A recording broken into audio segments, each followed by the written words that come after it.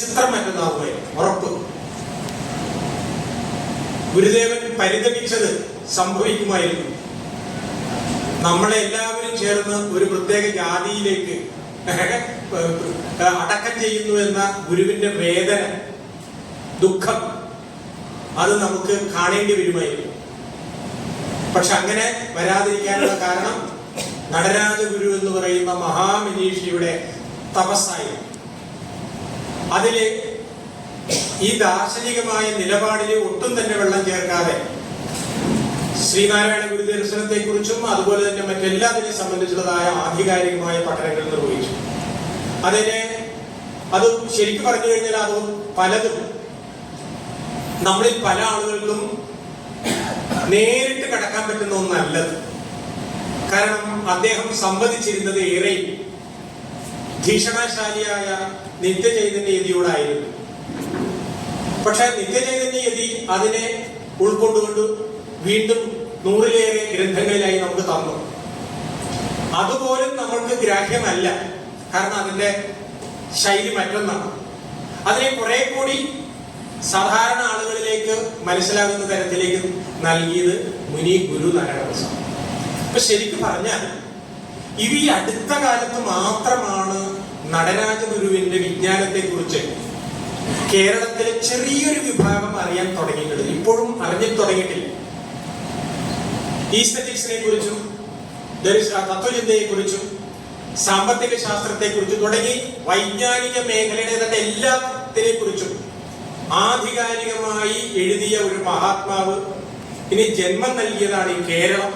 പക്ഷെ കേരളത്തിലെ ഏതെങ്കിലും ഒരു ഡിപ്പാർട്ട്മെന്റിൽ, സൈക്കോളജിയുടെ ഡിപ്പാർട്ട്മെന്റിലോ ഫിലോസഫിയുടെ ഡിപ്പാർട്ട്മെന്റിലോ ചെന്നിട്ട് നടരാജഗുരു മുന്നിൽ വെച്ചാൽ ഫിലോസഫി എന്താണെന്ന് ചോദിച്ചു കഴിഞ്ഞാൽ 99% ആളുകൾ പറയില്ല എന്ന് എനിക്ക് നല്ല ഉറപ്പുണ്ട്.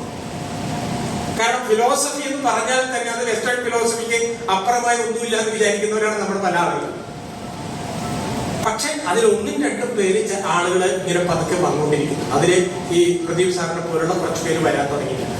അപ്പോ കുറച്ചുകൂടി അങ്ങോട്ട് കഴിയുമ്പോഴേക്കും തീർച്ചയായിട്ടും നടരാജഗുരുവിനെയും നിത്യചൈതന്യയെല്ലാം കൂടുതൽ അറിയും, മനസ്സിലാക്കുമെന്ന കാര്യത്തിൽ യാതൊരു സംശയമില്ല. ഈ പറഞ്ഞ മഹാത്മാക്കളെ 2 പേരെയും പ്രധാനമായും പരിചയപ്പെടുത്തുന്നതിൽ ഏറെ പങ്കുവഹിച്ച ഒരാൾ കൂടിയാണ് നമ്മുടെ ശ്രീകുമാരൻ. ഇതിനു മുമ്പും ഗുരുത്വത്തെ പുനഃപ്രതിഷ്ഠിച്ച ബ്രഹ്മജ്ഞാനി എന്ന് പറഞ്ഞിട്ട് ഒരു പുസ്തകം മാതൃഭൂമി പ്രസിദ്ധീകരിച്ചു. ഗുരുത്വത്തെ പുനഃപ്രതിഷ്ഠിച്ച ബ്രഹ്മജ്ഞാനി. വളരെ മനോഹരമാണ് ആ ടൈറ്റിൽ. അത് വായിക്കുന്ന ഒരാൾക്ക് തീർച്ചയായിട്ടും നടരാജഗുരുവിനെ കുറിച്ചും അദ്ദേഹത്തിന്റെ വ്യത്യസ്തമായ വിഷയങ്ങളിലുള്ള കാഴ്ചപ്പാടിനെ കുറിച്ചൊക്കെ വളരെ കൃത്യമായി മനസ്സിലാക്കുന്ന രീതിയിലാണ്.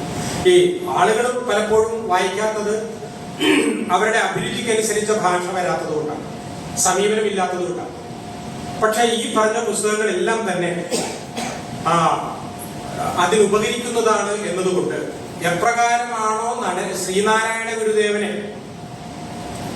വളരെ കൃത്യമായി ഈ പറഞ്ഞ പരമ്പര അടയാളപ്പെടുത്തിയത്, അതുപോലെ ഈ പരമ്പരയെ അടയാളപ്പെടുത്താനുള്ള ഭാഗ്യം കിട്ടിയത് ശ്രീകുമാരനാണ്. അതുകൊണ്ട് ഇനിയുള്ള കാലത്ത് ഈ തരത്തിലുള്ള പുസ്തകങ്ങളിലൂടെ പുതിയ തലമുറ കൂടുതൽ അറിയും, മനസ്സിലാക്കും എന്ന കാര്യത്തിൽ യാതൊരു സംശയമില്ല. ഈ പുസ്തകത്തിന്റെ അല്ലെങ്കിൽ നടരാജഗുരുവിന്റെ ഒരു പ്രത്യേകത എന്താണെന്ന് വെച്ചാൽ, താൻ കേട്ടു പഠിച്ച വിജ്ഞാനം ഓരോന്നും ജീവിതാനുഭവമാക്കി മാറ്റുകയും ആ ജീവിതാനുഭവത്തെ അപ്ലൈ ചെയ്യാനും ശ്രമിച്ചു എന്നുള്ളതാണ്. കുറച്ചുകൂടി തെളിച്ചു പറയാം. ഏകത്വ ദർശനമാണ് ബേസ്, ഏകലോക ദർശനം. ഈ ഏകലോക ദർശനത്തെ കുറിച്ച് നമുക്ക് ഓരോരുത്തരും വേണമെങ്കിൽ പേർത്ത് രാവന്തിയോളം സംസാരിക്കാം. പക്ഷെ ഇതിന്റെ അടിസ്ഥാനത്തിൽ ഒരു വിദ്യാഭ്യാസ സമ്പ്രദായം വേണം, ഒരു സാമ്പത്തിക ദർശനം വേണം, ഒരു സർക്കാർ വേണം. ഇങ്ങനെ നാനാവിധമായ വിഷയങ്ങളെ സംബന്ധിച്ചുള്ള ഒരു DPR തയ്യാറാക്കണമെങ്കിൽ നിലവിലുള്ള വിദ്യാഭ്യാസ സമ്പ്രദായത്തെ കുറിച്ച് അറിഞ്ഞിരിക്കണം. നടരാജഗുരു ചെയ്തത് അതാണ്. ഏകലോക ദർശനത്തിന്റെ അടിസ്ഥാനത്തിലുള്ള വിദ്യാഭ്യാസം മുന്നോട്ട് വെക്കുമ്പോൾ അക്കാലത്ത് നിലവിലിരുന്നതായ ലോകത്തുള്ള വിദ്യാഭ്യാസ തത്വചിന്തയെ ആഴത്തിൽ പഠിക്കുകയും അതിന്റെ അടിസ്ഥാനത്തിലാണ് അദ്ദേഹം ഇത് ഇഷ്ടപ്പെടുന്നത്. പക്ഷെ എനിക്ക് തോന്നിയിട്ടില്ല കേരളത്തിൽ എന്നല്ല ഇന്ത്യയില് അത് വേണ്ടത്ര ഗൗരവത്തിൽ ചർച്ച ചെയ്തിട്ടില്ല. ഉറപ്പ്. ഈവൻ നമ്മുടെ കേരളത്തിൽ തന്നെ ധാരാളം ട്രെയിനിങ് ഇൻസ്റ്റിറ്റ്യൂട്ടുകളുണ്ട്, അധ്യാപക പരിശീലന കേന്ദ്രങ്ങൾ. ശ്രീനാരായണ ഗുരുദേവന്റെ പേരിൽ പോലും ഉണ്ട്. എനിക്കറിയാം അവിടെയുള്ള പല ആളുകൾക്കും ആ തരത്തിൽ അവതരിപ്പിക്കുന്നതിനുള്ള ഇതെന്താ പറയാ ജ്ഞാനബലം അവർക്ക് നേടാൻ സാധിച്ചിട്ടില്ല എന്നുള്ളത് അതുകൊണ്ട് തന്നെ ചർച്ച ചെയ്യപ്പെടാറ്. അപ്പോ ഈ നേടിയ വിജ്ഞാനത്തെ അപ്ലൈ ചെയ്തു വിദ്യാഭ്യാസത്തിൽ മറ്റു തരത്തിൽ. ഇതുപോലെ തന്നെയാണ് സർവ മത സമ്മേളനം, ലോക സമാധാന സമ്മേളനം. ഏകലോക ദർശനത്തിന്റെ അടിസ്ഥാനത്തിൽ എങ്ങനെ ലോകത്ത് സമാധാനം കൊണ്ടുവരും? നമുക്ക് പുസ്തകങ്ങൾ എഴുതാം, പക്ഷെ ലോകത്തിലുള്ള ചിന്തകന്മാരെ എല്ലാം ഒത്തൊരുമിച്ച് ഓരോ വിഷയത്തെ കുറിച്ചും ആധികാരികമായിട്ട് എഴുതിക്കാനും അത് അവതരിപ്പിക്കാനും ഉള്ള പരിശ്രമം എത്ര പെയിൻ എടുത്തു കാണും എന്നുള്ളതാണ്. ആ കാലഘട്ടത്തില് ഈ ഏഴിമല എന്ന് പറയുന്ന സ്ഥലത്ത് ഗ്രാമം എന്നൊക്കെ പറഞ്ഞു കഴിഞ്ഞാൽ കുറച്ചൊക്കെ സൗകര്യങ്ങളുണ്ട്. ഇത് അതുപോലും ഇല്ലാത്ത സ്ഥലമാണ്, ഒരു ഐലൻഡാണ് യഥാർത്ഥത്തിൽ, പയ്യന്നൂരിലെ അടുത്ത്. അവിടെ കുടില് കെട്ടി ഈ ലോകത്തുള്ള വലിയ ആളുകളേക്ക് കൊണ്ടുവന്ന് അവിടെ ടോയ്ലറ്റ് ഇതിലൊക്കെ ഇതിന്റെ ഇടയിൽ എല്ലാ സംവിധാനം ഇണക്കി ഒരു സമ്മേളനം നടത്താൻ കാണിച്ച ഒരു ധൈര്യം, അങ്ങനെയാണ് പറയുന്നത്, ധൈര്യം അത് ചെറുതല്ല. ആ സാഹചര്യം ഇവിടെ വളരെ കൃത്യമായി അവതരിപ്പിക്കുന്നുണ്ട്, വളരെ വളരെ ടച്ചിങ് ആയിട്ട് അവതരിപ്പിക്കുന്നു. അത് നേരത്തെ സൂചിപ്പിച്ചതുപോലെ ഒരു കാഴ്ചപ്പാടിന്റെ പ്രായോഗികമായ ഒരു പ്രോഗ്രാമാണ്. ഇത് തന്നെയാണ് സർവമത സമ്മേളനം എന്ന് പറഞ്ഞ പരിപാടി പന്മനയ്ക്കടുത്ത് നടന്നത്. എങ്ങനെയാണ് സർവമത സമ്മേളനം? ഒരു പള്ളിയിലെ അച്ഛനെയും ഒരു മുസ്ലിം പുരോഹിതനെയും ഒരു ഹിന്ദു പുരോഹിതനെയും ഒരു ബുദ്ധിസ്റ്റിനെയും നിർത്തിയിരുന്നിട്ട് നമ്മളെല്ലാവരും സൗഹൃദമാണ് എന്ന് പറഞ്ഞിട്ട് കാര്യമില്ല, അർത്ഥമില്ല. അതൊരു പരിധിവരെ മതസഹിഷ്ണുത എന്ന് വേണേ പറഞ്ഞാൽ ഞാൻ നിന്നെ സഹിക്കുന്നു. പക്ഷേ ഈ പല മതസാരവും ഏകം, ആ ഒന്ന് എന്നുള്ളത് എല്ലാത്തിലും ഉണ്ടെന്ന് എല്ലാവരെയും അനുഭവിപ്പിക്കുക എന്ന വളരെ കൃത്യമായ പ്രായോഗിക പരിപാടി. അതിനുള്ള മാർഗദർശനം ചെയ്യുക, അതിനു വേണ്ടിയിട്ടുള്ള ആളുകളെ ക്ഷണിക്കുക. അതിൽ പങ്കെടുത്ത ഒരു അച്ഛൻ ഇപ്പോഴും അല്ലെ ജസ്റ്റിൻ പനക്കൽ, അദ്ദേഹം ഈ അടുത്ത കാലത്താണ് നമ്മെ വിട്ടുപിരിക്കുന്നത്, ഒരു മാസമായിട്ട്.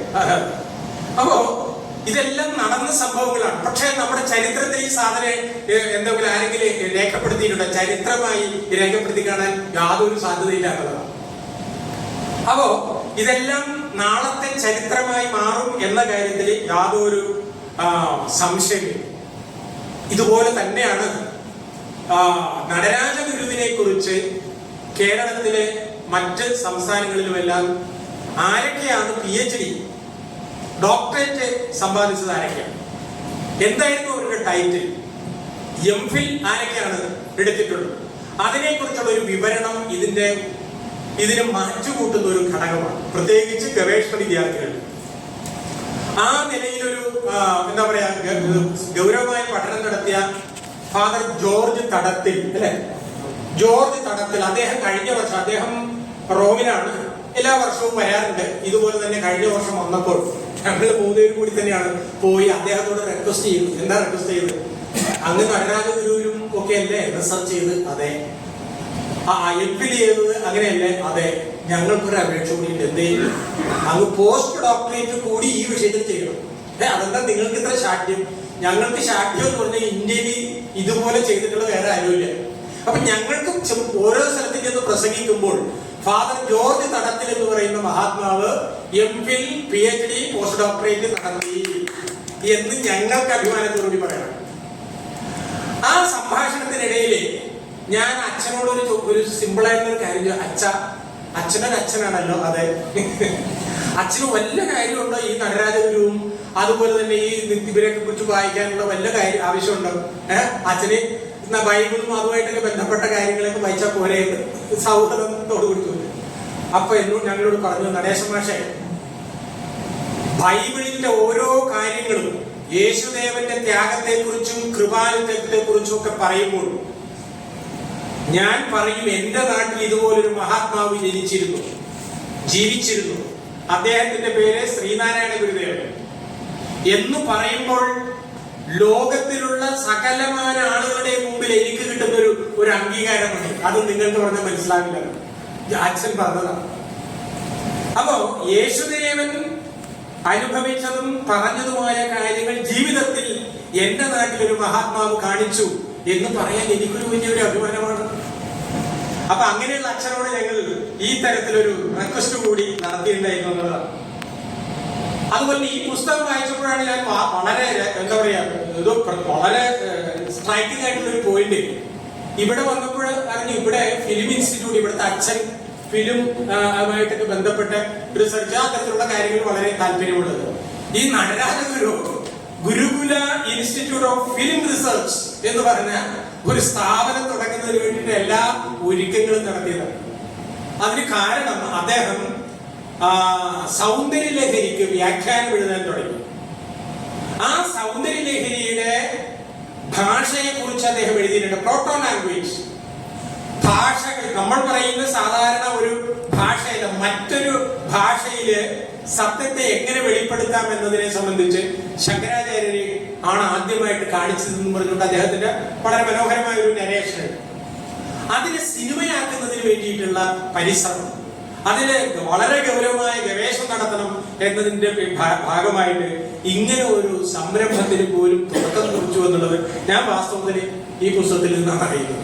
മനസ്സിലായി? കാരണം മിക്കവാറും ഞാൻ എല്ലാ പുസ്തകങ്ങളും വായിക്കാറുണ്ട്, എന്നിട്ട് അത് കിട്ടിയില്ല. നേരത്തെ പറഞ്ഞതുപോലെ തന്നെ ഈ സർവ ലോകമത മഹാസമ്മേളനം നടത്തിയത് വാസ്തവത്തിൽ, അതുപോലെ തന്നെ ശാസ്താംകോട്ടിൽ നടന്ന പരിപാടികളെല്ലാം തന്നെ ഈ ദർശനമാലയുടെ ആപ്ലിക്കേഷൻ, ലോകത്തുണ്ടായിട്ടുള്ള വ്യത്യസ്തമായ ദർശനങ്ങൾ, ഒരു പ്രത്യേക പോയിന്റിൽ കൊണ്ടുവന്നിട്ടാണ് ഗുരുദേവൻ ഈ വിഷയങ്ങൾ അവതരിപ്പിക്കുന്നത്. ദർശനമാല വായിച്ചിട്ടുള്ളവർക്കറിയാം, അതെല്ലാം ഉണ്ട് അതിൽ. ഭേദദർശനം, അഭേദ ദർശനം, ശൂന്യ ദർശനം, അതിൽ മൂന്നും അടങ്ങുന്നതിന് ആണ് ഈ ലോകത്തുള്ള എല്ലാ ദർശനങ്ങളും. അതിനെയാണ് അത് ഈ ദർശനമാല.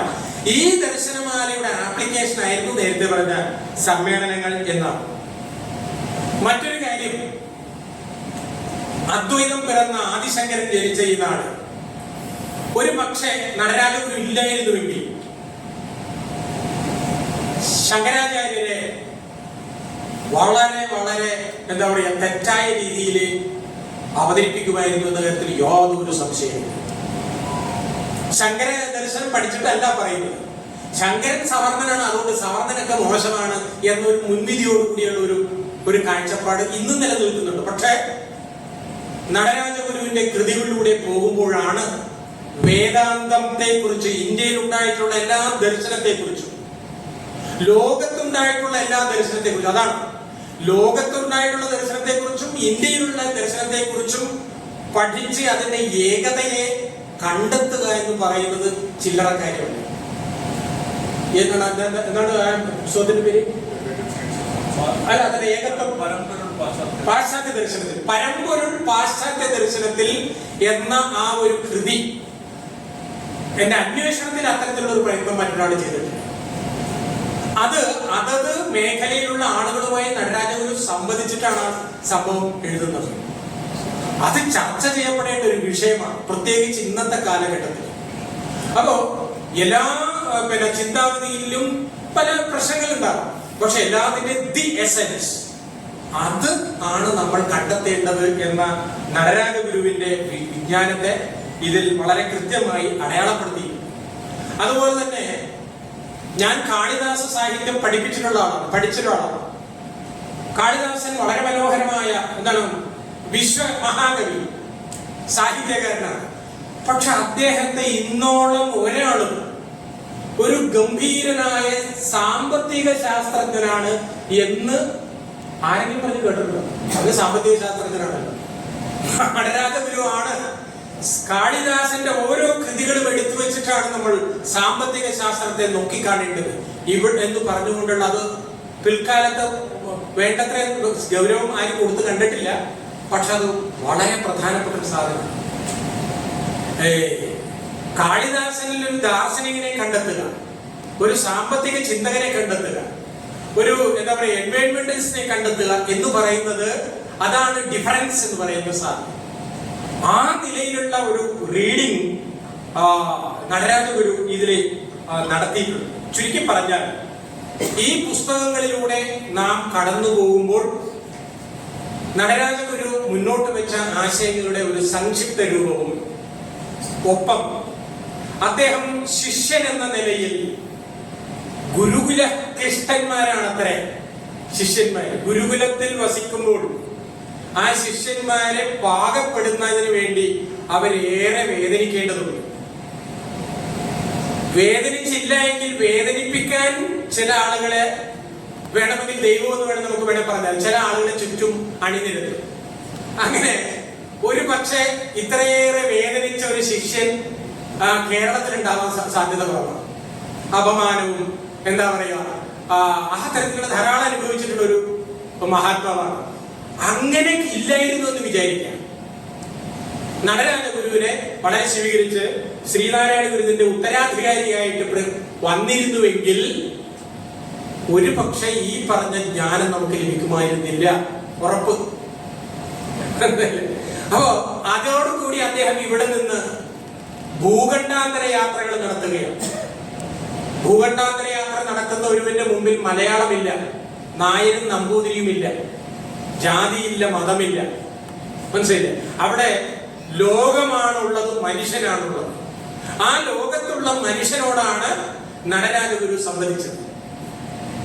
അപ്പോ ഈ ലോകം മുഴുവനും സുഖികളാവട്ടെ എന്ന ആ ചിന്ത ജീവിതാനുഭവത്തിലൂടെയാണ് അദ്ദേഹം ഈ പുസ്തകങ്ങളിലെല്ലാം കോറിയിടുന്നത്. അത് എഴുതിയ രീതി സാധാരണക്കാർക്ക് നമ്മളെ പോലുള്ളവർക്ക് പറ്റിയതല്ല. അദ്ദേഹം തന്നെ പറഞ്ഞിട്ടുണ്ട്, ഇത് നിത്യനെ പോലുള്ള ശിഷ്യന്മാർക്ക് വേണ്ടിയിട്ടാണെന്ന് പറഞ്ഞിട്ടുണ്ട്. നിത്യനെ പോലുള്ള ആളുകൾ അത് പിന്നീട് ഡയലൂട്ട് ചെയ്ത് നമുക്കൊക്കെ വേണ്ടിയിട്ട് ഡയലൂട്ട് ചെയ്ത് തന്നു. അപ്പൊ ആ നിലയിൽ ഉള്ള ഒരു പരമ്പരയുടെ ഭാഗമാണ് ഇതൊരു പുസ്തകം പ്രകാശിപ്പിക്കുക എന്ന് പറഞ്ഞാൽ DC ബുക്സിനെ സംബന്ധിച്ചിടത്തോളം ഇതൊരു നിത്യ ഒരു എക്സർസൈസിന്റെ ഭാഗമാണ്. പക്ഷെ ഈ പുസ്തകത്തിന്റെ ഒരു പ്രത്യേകത ഇതൊരു പരമ്പരയുടെ എന്താ പറയുക വിജ്ഞാനത്തെ സമൂഹത്തിൽ എത്തിക്കുക എന്ന വളരെ കൃത്യമായ ഒരു ദൗത്യമാണ്. ഇവിടെ ഇരിക്കുന്ന ഓരോരുത്തരും ഇതിന്റെ ടൈറ്റിലും കണ്ടിട്ടും നടരാജഗുരു എന്ന പേര് കണ്ടിട്ടും മാത്രം വന്നവരാണ്. മനസ്സിലായില്ലേ? അപ്പൊ അത് ഹൃദയത്തിൽ സ്വീകരിച്ചിട്ടുള്ള ആളുകൾ നിരവധി പേരുണ്ട്. ആ തരത്തിലാണ് ഇവിടെ ഈ പുസ്തകം ഇവിടെ നമ്മൾ പ്രകാശനം ചെയ്തിട്ടുള്ളത്. തീർച്ചയായിട്ടും ഇവിടെ കൂടിയിരിക്കുന്ന ഓരോരുത്തരോടും എനിക്ക് അഭ്യർത്ഥിക്കാനുള്ളത്, നമ്മൾക്ക് എല്ലാവർക്കും ഇപ്പോ നടരാജഗുരുവും അതുപോലെ മറ്റു ഗുരുക്കന്മാരും മുന്നോട്ട് വെച്ച ദർശനത്തെ ഗ്രഹിക്കാനുള്ള ശക്തിയുള്ളവർ തന്നെ.